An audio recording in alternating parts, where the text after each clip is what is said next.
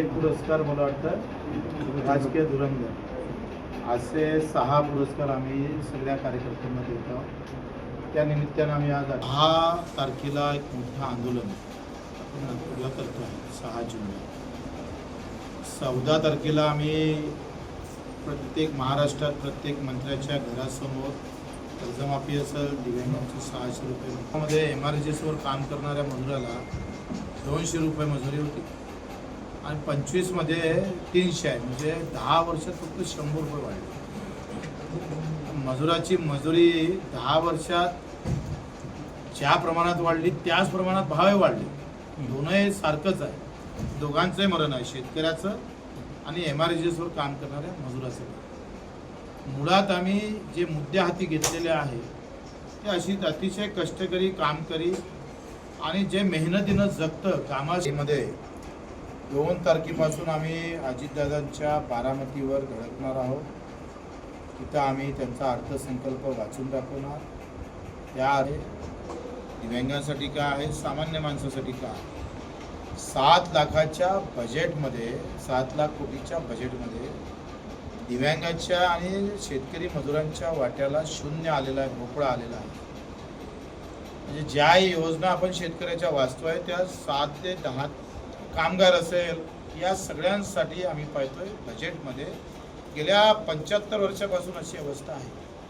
या व्यवस्था बदलल्या पाहिजे म्हणून आम्ही जातीभेद नाही, धर्मभेद नाही, अर्थभेद, आणि अर्थभेदामुळे माणसं मरायला लागली। मग तो अर्थभेद शाळेमध्ये आहे, श्रीमंताचे पोरं वेगळे शिकतात, गरिबांच्या पोराची शाळा वेगळी आहे, हॉस्पिटलमध्ये तेच आहे, आरोग्यामध्ये सेवा जे गरिबाला भेटतं।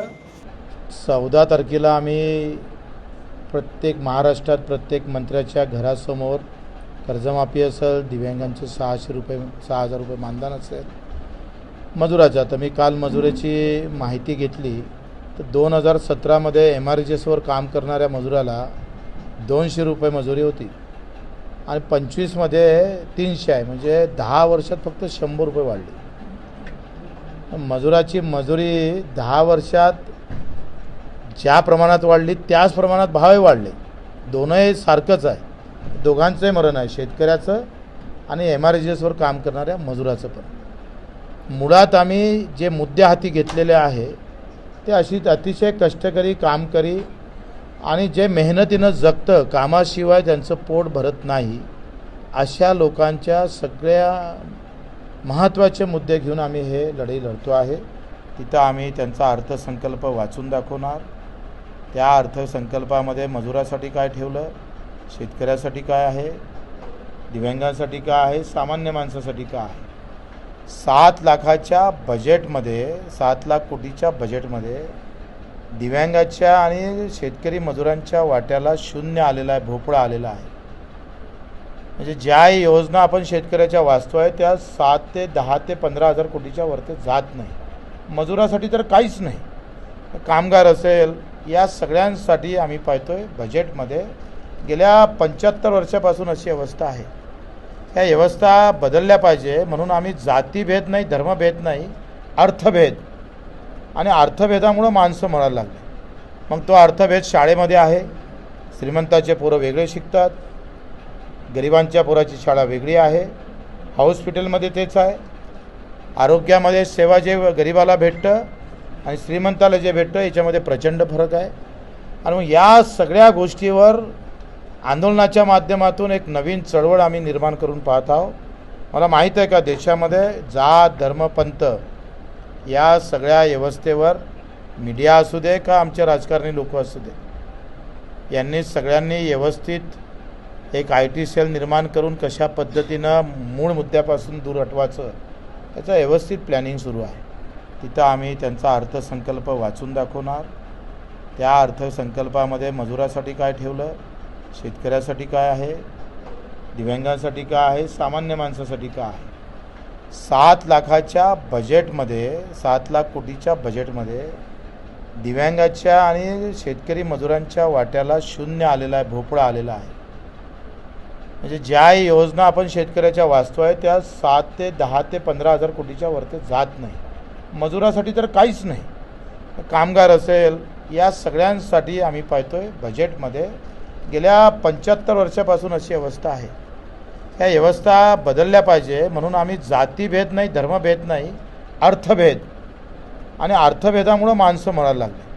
मग तो अर्थभेद शाळेमध्ये आहे. श्रीमंताचे पोरं वेगळे शिकतात, गरिबांच्या पोराची शाळा वेगळी आहे. हॉस्पिटलमध्ये तेच आहे. आरोग्यामध्ये सेवा जे गरिबाला भेटतं आणि श्रीमंताला जे भेटतं याच्यामध्ये प्रचंड फरक आहे.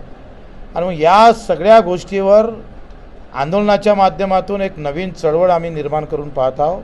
मला माहीत आहे का देशामध्ये जात धर्म पंथ या सगळ्या व्यवस्थेवर मीडिया असू दे का आमचे राजकारणी लोक असू दे, यांनी सगळ्यांनी व्यवस्थित एक IT सेल निर्माण करून कशा पद्धतीनं मूळ मुद्द्यापासून दूर हटवायचं याचं व्यवस्थित प्लॅनिंग सुरू आहे. परभणीला नवऱ्यानं आत्महत्या केल्यानंतर त्यांच्या पत्नीनं पण आत्महत्या केली आणि ते 7 महिन्याची गर्भवती होती. मी जेव्हा भेट द्यायला गेलो, मुद्दामून तुम्हाला सांगतोय, तर जेव्हा भेट द्यायला गेलो तेव्हा लोकांमध्ये काही राग नव्हता आहे, कुठलाही रोष नव्हता आहे.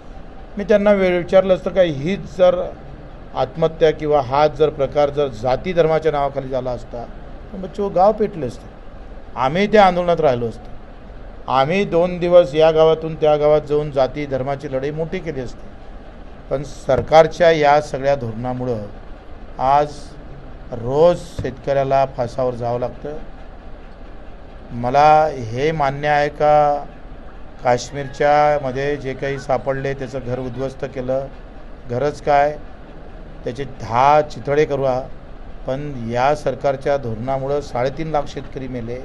आता आम्ही कोणाचं घर पाडायचं हा चिंतनाचा विषय आहे. हा खऱ्या अर्थानं महत्त्वाचा विषय आहे. सरकारच्या धोरणामुळं आज हजारो लोक, लाखो लोक आम्ही पाहतोय अतिशय वाईट जीवन जगत आहे.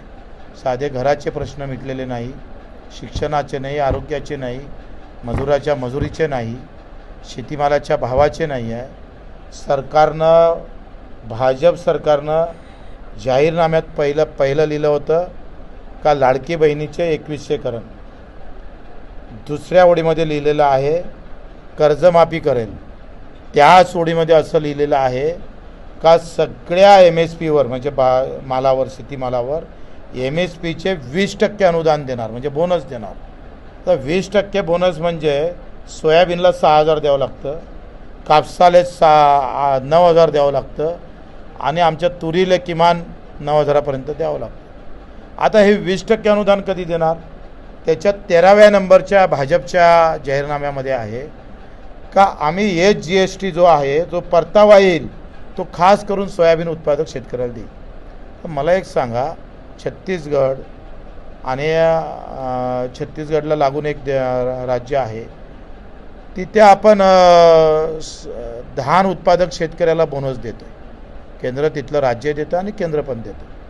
मग इथल्या महाराष्ट्रातल्या राज्याला आपण कापूस असेल, सोयाबीन असणार, तूर उत्पादक शेतकऱ्याला बोनस का दिला जात नाही? एका राज्यात आपण शब्द पाडता आणि दुसऱ्या राज्यात मात्र ते पाडत नाही. ABP माझा, उघडा डोळे बघा नीट.